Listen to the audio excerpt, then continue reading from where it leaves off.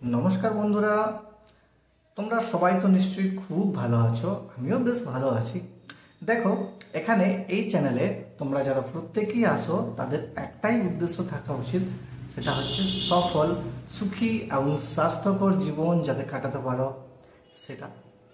এখন এই যে সফলতা, তারপরে সুখী থাকা, তারপরে ভালো স্বাস্থ্যকর থাকা, এটার জন্য আমরা অনেক অনেক কিছুই করে থাকি, তাই না? সবাই আমরা প্রত্যেকেই করে, আমিও করি, ঠিক আছে, এবং তোমরাও করো। সারা পৃথিবীর লোক অনেক কিছুই বলে যে এইটা করলে তুমি সুখী থাকবে, অমুকটা করলে সাকসেসফুল হয়ে যাবে, তমুকটা করলে স্বাস্থ্যটা ভালো হয়ে যাবে।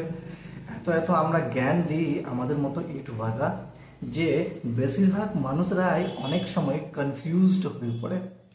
তো আমি কি বলি, জীবনযাত্রাটা স্বাভাবিক রাখো। যেমন যেমন জীবন চালিয়ে যাচ্ছ সেরকম জীবন আস্তে আস্তে চালিয়ে যাও। কয়েকটা জিনিস শুধু করবে না। এখন প্রশ্ন যে কি করবে না, আমি কিন্তু তোমাদেরকে জ্ঞান দেওয়ার জন্য আসিনি, বা আমি জ্ঞান দেওয়ার কেউ না। আমি তোমাদেরকে বলতে পারি যে আমি কি কি করি আর আমি কি কি করি না। তাই আমি যেটা না করে আমি সুখে আছি, সফল হয়েছি এবং আমার স্বাস্থ্যও ভালো আছে, সেই কয়েকটা জিনিস আমি তোমাদেরকে বলবো, মানে আমার লাইফের এক্সপিরিয়েন্স তোমাদের সাথে শেয়ার করবো। এরপর তোমাদের উপর নির্ভর করছে তোমরা সেগুলি করবে কি করবে না।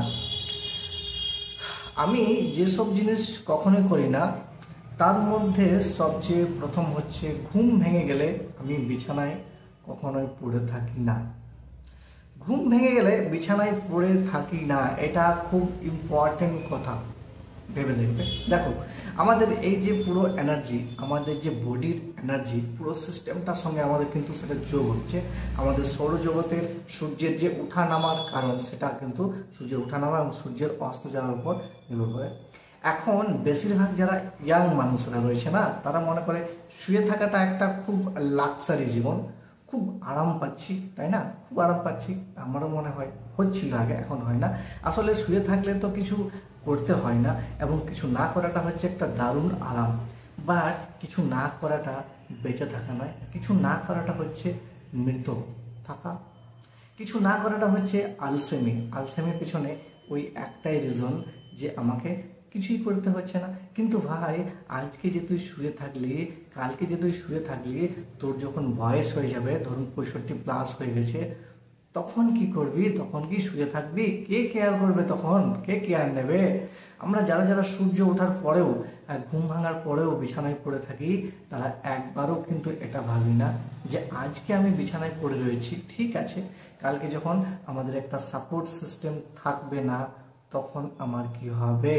আমি বিছানায় সেই জন্যই শুয়ে থাকি কারণ আমার আশেপাশে একটা সাপোর্ট সিস্টেম থাকে, আমরা সেই জন্যই শুয়ে থাকি। আর সেগুলোকে, যেমন বাবা মা আছে, দাদা আছে, দিদি আছে, হয়তো বা একাধভাবে স্ত্রীও আছে, হয়তো স্বামীও আছে, কেউ না কেউ কিন্তু আমাদেরকে সাপোর্ট দিচ্ছে। আর সেই জন্যই আমরা ঘুম ভাঙার পরেও বিছানায় পড়েই থাকি। সো যাই হোক, এটা নিয়ে আমি বেশি কথা বলবো না, তোমরা তো বুঝতেই পারছো আমি ঠিক কি বলতে চাইছি। যেদিন তোমাদের ওই সাপোর্ট সিস্টেমটা চলে যাবে, যখন তোমার দায়িত্ব আর কেউ নেবে না, তখন কি করবে? কাজে এখন থেকে কিন্তু অভ্যাস করো, ঘুম ভাঙার সঙ্গে সঙ্গে কিন্তু বিছানা ছেড়ে দাও, বিছানা ত্যাগ করো। ঘুম ভাঙার সঙ্গে সঙ্গেই আমাদেরকে উঠে পড়া দরকার। আমি তো ঘুম ভাঙার সঙ্গে সঙ্গে উঠে পড়ি।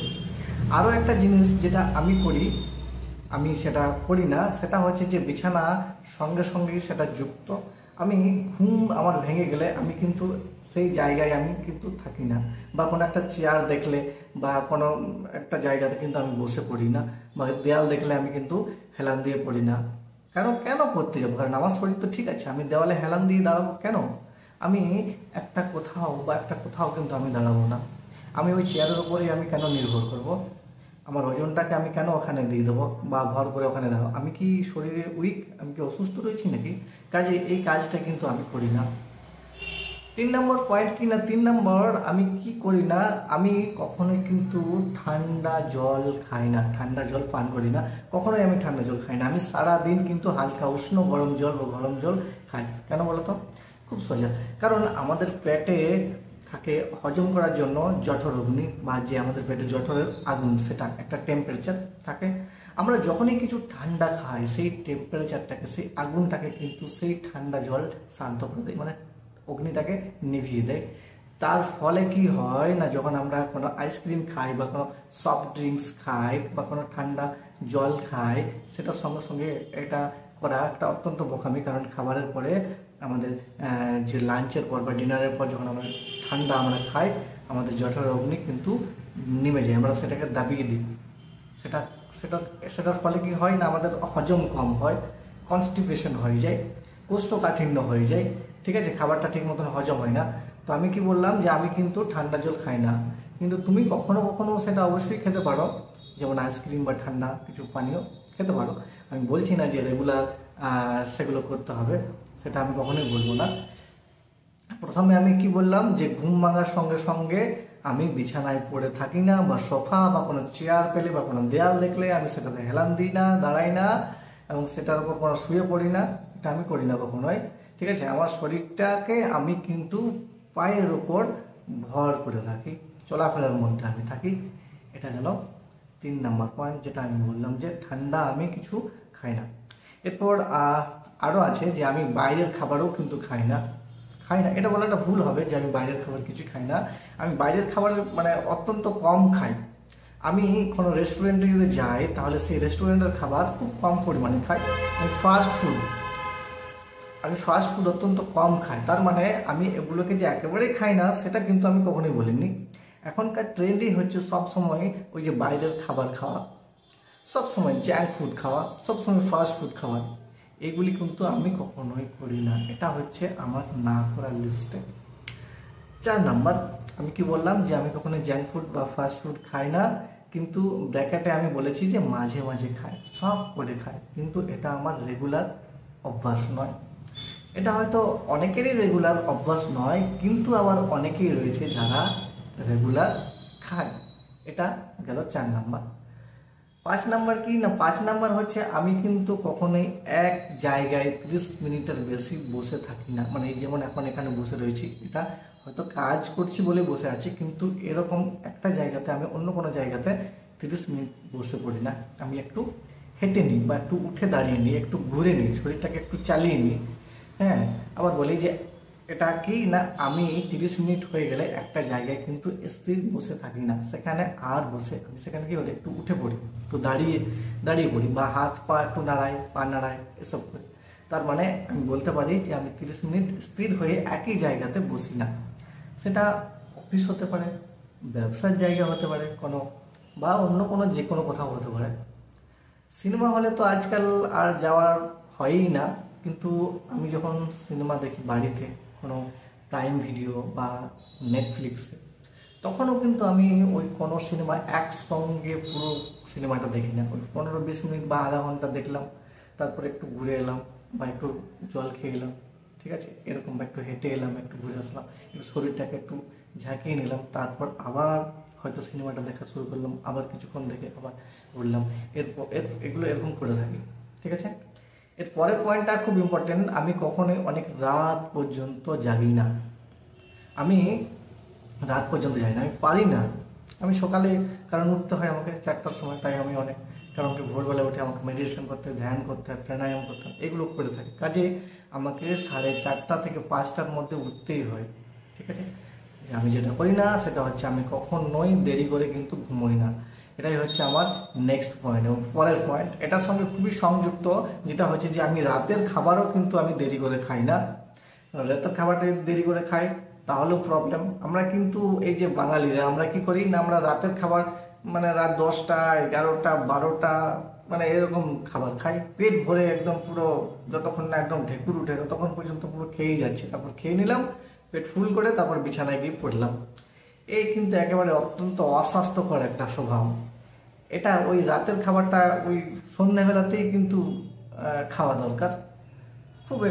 এটা খুব খারাপ স্বভাব, অনেক রাত করে খাওয়া স্বাস্থ্যের পক্ষে অত্যন্ত ক্ষতিকারক। কারণ এটা বলা হয় যে রাত 11টার পর আমাদের লিভার কিন্তু ঘুমিয়ে স্লিপ মোডে চলে যায়, সেটা কাজ করে না। সো তুমি যদি রাতের খাবারটা 11টা, 12টা, 1টার সময় খাও, তাও আবার তেল মশলা খাবার, ঝাল ভাজা ভুজি এইসব তুমি রাত 11টার পর খাবার খাও, তাহলে কি হবে, খাবারটা হজম হবে না, গ্যাস হবে, অম্বল হবে, অনিদ্রা হবে, ঘুম হবে না ভালো করে, ঘুমের ডিস্টার্ব হবে, পেটে গ্যাস হবে, অ্যাসিড হবে, সকালে ঘুম থেকে উঠতে দেরি হবে, উঠতে পারবে না, মনে হবে যেন অলস লাগছে, আর একটু ঘুমিয়ে পড়ি, বিছানা থেকে উঠতে মনে হবে না, এইগুলো হবে। এবং শরীরের মধ্যে প্রচুর পরিমাণে টক্সিন জমা পড়ে যাবে, হ্যাঁ, বিষাক্ত হয়ে যাবে শরীরটা, বিষ যেটা হয় সেটা হয়ে যাবে। ঠিক আছে, তাহলে উদ্দেশ্য কি না, আমাদেরকে তাড়াতাড়ি সন্ধ্যাবেলায় খেয়ে নিতে হবে, যত তাড়াতাড়ি সম্ভব। কারণ ওই যতক্ষণ খাবার খাচ্ছি ততক্ষণ থেকে সকালের খাবার খাওয়া পর্যন্ত অন্ততপক্ষে কমসে কম 12 ঘন্টার গ্যাপ থাকা খুব প্রয়োজন। ঠিক আছে, কারণ শরীরটা একটা মেশিনের মতোই। ঠিক আছে, এটা কোনো এটাকেও কিন্তু রেস্ট দিতে হয়। ঠিক আছে, রেস্ট না দিলে শরীরও কিন্তু সেরকম কাজ করে না। তাই আমরা সারাদিন যদি খেয়েই যাচ্ছি, আমাদের শরীর কিন্তু রেস্ট পাচ্ছে না, কতক্ষণও এটাকে প্রসেস করতেই থাকবে ফুডগুলোকে সারা জীবন। ঠিক আছে, তো সেটা কিন্তু খুব ইম্পর্টেন্ট, এটা খুব ইম্পর্টেন্ট। আমাদের তাড়াতাড়ি যত তাড়াতাড়ি সম্ভব আমাদেরকে খাবার খেয়ে নেওয়া উচিত, এবং খাবার খেয়ে নেওয়ার পর একটু হাঁটা চলা করা উচিত, এবং 1 থেকে 2 ঘন্টা পর ঘুমিয়ে যাওয়া উচিত, এবং যত তাড়াতাড়ি সম্ভব পরের দিন সকালে ওঠা দরকার। 4টে 4:30টার পর উঠে আমি আগের ভিডিওতে যেগুলো বলেছি সেগুলো অবশ্যই করুন, এবং আপনার স্বাস্থ্য আমি 100% গ্যারেন্টি দিচ্ছি ঠিক থাকবে, একদম ঠিক থাকবে। তাই এগুলো আমরা করব না আজ থেকে। এরপর পয়েন্ট কি না, আমরা প্রত্যেক মানুষই তো আলাদা আলাদা প্রত্যেকের পছন্দ রয়েছে। আমার পছন্দ আলাদা, আপনার পছন্দ আলাদা। আমি অন্য কাজ করি, আপনার অন্য কাজ করেন, আমি অন্যরকম ড্রেস পরতে পছন্দ করি, আপনি অন্যরকম ড্রেস পরতে পছন্দ করেন, তা প্রত্যেকেই আলাদা। কাজে আমার কোনো অধিকার নেই যে আপনার যে পছন্দ সেই পছন্দে আমি নাক গলাই বা আমি কোনো রেগে যাই। তাই যে কাজটা এখন আমি আর করি না সেটা হচ্ছে যে আমি কিন্তু এখন শুধু কারোর উপর রেগে যাই না। এটা আগে আমি রেগে যেতাম, আমি এখন শান্ত থাকি। এটা আমার কি অনেকটা উপকার এসেছে এখন। এই যে শান্ত থাকা ব্যাপারটা, এইটা মানে আগে তো রেগে যেতাম, প্রচুর উত্তেজিত হয়ে যেতাম, খুব একটু কেউ কিছু বললে তার ফলে আমার প্রচুর প্রবলেম হতো। এগুলো কিন্তু এখন আর হচ্ছে না, কারণ আমি এখন আর রেগে যাচ্ছি না। এটা আমার ভেতরের দৃষ্টিকে ছাড় দিয়েছে, ভেতরে একটা দৃষ্টি দিয়েছে, এবং সেই দৃষ্টিটাকে আমি ভেতরের পৃথিবীটাকে আমি চিনতে পেরেছি, এবং এটার যে কত বড় কত অসীম তা আমি জানতে পেরেছি, চিনতে পেরেছি। যেমন এই ঘরের মধ্যেই দেখুন না, এই যে জানালা রয়েছে, দরজা রয়েছে, উপরে সিলিং রয়েছে, বা সোফা রয়েছে, চেয়ার রয়েছে, এগুলো কি, এগুলো কিন্তু কোনো এমন কিছু ব্যাপার না, এগুলো বাইরের জগৎ। আসল ব্যাপার হচ্ছে আমাদের শরীরের ভেতরে, মনের জগৎ, ভেতরের জগৎ। আমরা শরীরের ভেতরে যত বেশি ঢুকবো তত বেশি আমরা সুন্দর হয়ে উঠবে, আমাদের লাইফ সুন্দর হয়ে উঠবে। Life is not mean for suffering, it is a celebration, so enjoy your life. চলো লাইফকে আমরা উৎসবে মানে এই কতগুলো বিষাক্ত জিনিস না করে আমি তোমাদের অলরেডি বললাম যে আমি কি কি করি না। এবার তোমরা বলো তোমরা কি কি করো আর কি কি করো না, যাতে করে তোমাদের জীবনের সুখ সমৃদ্ধি এবং ভালো স্বাস্থ্য এবং সবচাইতে ইম্পর্টেন্ট হয় ভালোবাসায় ভরে যায়। ব্যাস এইটুকুই আমি চাই, এটুকুই আমার বলার ছিল, আর কিছু না। তোমরা সবাই ভালো থাকবে, তোমাদের সবার মঙ্গল হোক এবং উন্নতি হোক, জীবনের সারা জীবন যেন উন্নতি হয় সেটাই আমি চাই। ভালো থাকবে, সুস্থ থাকবে। এবার আজকে এই পর্যন্তই। এবার আজ থেকে আপনাদের পালা সুস্থ থাকা, সুন্দর থাকা, হাসি খুশি থাকা। ঠিক আছে?